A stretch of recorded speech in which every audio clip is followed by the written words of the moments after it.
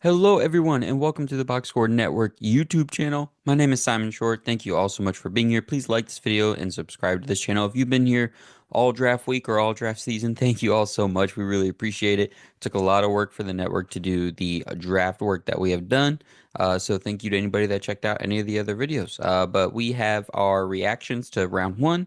We have our reactions to night two up on the channel right now. So if you want those kind of team by team, pick by pick, you can get that there, but I'm going to be doing draft grades. So I'm going 8 videos, 8 divisions, all 32 teams, handing out my grades for the draft, which you can check out as of Sunday after the draft on the 27th. Those will all be up on Sunday. So if you're watching this is the AFC East video, and we will have all the videos up for you today. So let's dive right in, everybody. This is the Box Score Network draft grades by Simon. We're going to start here with the New England Patriots. I love this Patriots draft, giving them an A plus. Home freaking run. I know there's questions about Will Campbell, but the tape is good enough that I'm also betting on the person, which by all accounts is incredible. And everything they did before the draft kind of required them to go to left tackle in the first round, anyways. And no one was trading up to 4 with Hunter Ward and Carter all gone. So there wasn't really an opportunity for them to trade down, even if it meant losing on Campbell and taking a different tackle. But in the second round, Travion Henderson was my personal favorite back, not my highest rated, but my personal favorite because he can block like a demon. So much more protection for Drake May, even coming from the little running back. He's also a dynamic speedster and pass catcher, and underrated runner between the tackles. Kyle Williams was Draft Twitter's favorite wide receiver in this one. He's a dynamic mover off the line of scrimmage and in space. He can win downfield, block, and is a good route runner. He should make an immediate impact out wide for Drake May. And speaking of Drake May, let's get him another offensive lineman. Jared Wilson was this year's top center, and I think he was pretty underrated. I had him as the 69th overall player, and they got him at 95 overall. I'm going to guess he's going to end up starting at left guard at some point this season, if not week one. And he'll do that for a year and then kind of take over for Garrett Bradbury in year two in 2026 as the team's franchise center. But on day three, they had to go defense after focusing on offense for 2 days. Joshua Farmer and Braden Swinson on the defensive line were really good value picks. And it wouldn't be the Patriots without drafting a kicker and a long snapper as well. Mike Vrabel is the true heir to Bill Belichick, after all. So I love this draft. I thought they hit team need. I thought they had good value on the board. Good players overall, important positions. Really good job by the Patriots in this one, giving them an A plus. Up next, the Miami Dolphins. Another home run. The Dolphins needed a foundational draft for their franchise, something to reset their mentality and style of play come wintertime. Something that can potentially bring players worth signing to second contracts. Something with some size and some beef, let's be honest, not just some fast running backs, not some speedy wide receivers. They needed some big guys in the trenches, and they got two of my favorites in this whole draft. Kenneth Grant and Jonas Savaiinae on either side of the ball. Both should be immediate starters for Miami and have impacts on the mindset and physicality that the team plays with. The Dolphins' defensive line was great last year when they were able to collapse the pocket. Calais Campbell was a big part of that. He left in free agency. Grant can bring that same thing and obviously do it for a longer time as a rookie. And Jonas Savaiinae is just a bully on the offensive line, something they have not had. He's going to be able to push people around, get out on the move too, like Mike McDaniel likes, but he's going to do it with a little bit of sand in his pants too.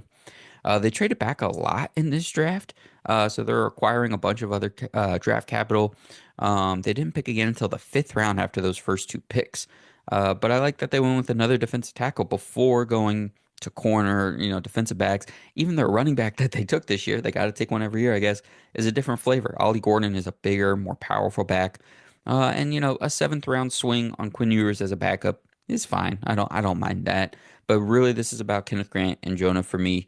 Grant was number 9 overall on my board. Absolutely love that pick. Absolutely love that tandem of going those two guys in the trenches in this draft. Up next, the Buffalo Bills. I give them a B plus. I've learned to weigh the first couple picks in the draft more heavily in these grades, rather than thinking too hard about the later round picks.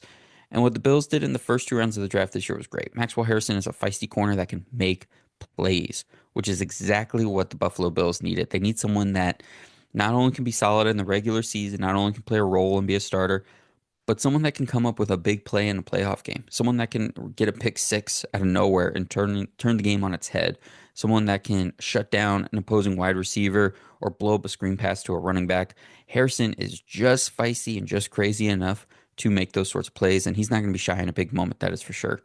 I also really like the TJ Sanders pick in the second round, a big defensive tackle that can two gap and stop the run, or shoot the gap and make plays in the backfield. A second line to Ed Oliver if you kind of wanted that to be a depth chart, 1-2, rotate in with Ed Oliver to keep him fresh because he can be that one gap penetrator, or play alongside him. Again, be dynamic, do something a little more. The Bills really like to have kind of that smaller, quicker Ed Oliver type next to a really big two gapping plugger. Why not have two penetrators on at one time, especially on passing downs? They really need some extra juice. I really like what TJ Sanders can do. Um, and I don't love the picks too much beyond that. Deion Walker is that just big plugger guy. Landon Jackson, kind of just a guy, a solid edge rusher from a run defense standpoint, a little bit of athleticism. At least that shows up on tape. He tested really well, but it doesn't always show on tape. Um, but and after that, some swings. Dorian Strong is a late round corner. Dart throw is pretty good. But really, this draft is about Maxwell Harrison, T.J. Sanders, who I think can be pretty dynamic defensive pieces for this team. And finally, the New York Jets. I'm giving them a B. Armand Membu is a fantastic pick. I love him getting to stay at his natural position at right tackle because they have Olufoshanu on the left side. And Membu is really going to be that finishing piece for the offensive line. They kind of have five starters now, really well put together on the line. Mason Taylor, I'm slightly lower on in terms of consensus, but I think he's still a really good player and he's got room to grow. I think he's already a pretty good blocker. He's got good hands, good athleticism. I think he can get better the more that he's used, the more that he's asked to be part of the pass game as well. And it's just a position of need. They haven't had a steady tight end in a few years. I think Mason Taylor is going to step right in and be effective. He's not going to put up eye-popping stats right away, but he's going to get on the field and be able to be effective. Azaria Thomas, cornerback out of Florida State.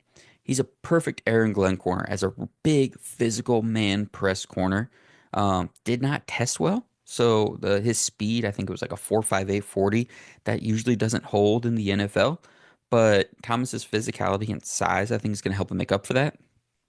And they end up getting a really good player in the third round. I thought he would have been a perfect fit for Glenn and the Jets here in the second round. They're able to get him a full round later.